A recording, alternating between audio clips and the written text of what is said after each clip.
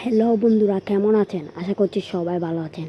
আজকে আমি আপনাদের দেখাবো কিভাবে ওয়াইফাইয়ের স্পিড বাড়াবেন। ওয়াইফাইয়ের স্পিড বাড়ানোর জন্য আমরা সর্বপ্রথম সেটিংসে চলে আসবেন। সেটিংসে আসার পর এখানে আপনাদের অ্যাবাউট ডিভাইস নামে একটি অপশনে ক্লিক করতে হবে। ক্লিক করার পর এখানে দেখবেন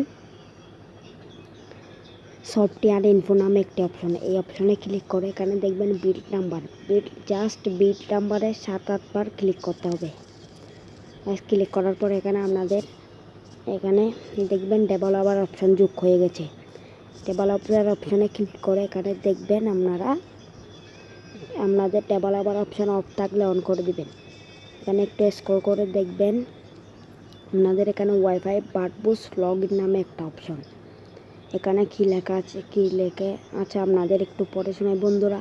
এখানে লেখা আছে save move wifi network information including the CC and RC of networks, মানে আপনার নেটওয়ার্কস একটু হাই করবে, এই অপশানটা চালু করে দেবেন। এখানে অ্যাগ্রেসিভ ওয়াইফাই কল হ্যান্ডওভার, সেখানে নিচের লেখা আছে ওয়াইফাই সিগন্যাল ইজ উইক তো গ্যাস, এখানে বড় করে দিবে, স্পিড করে দিবে।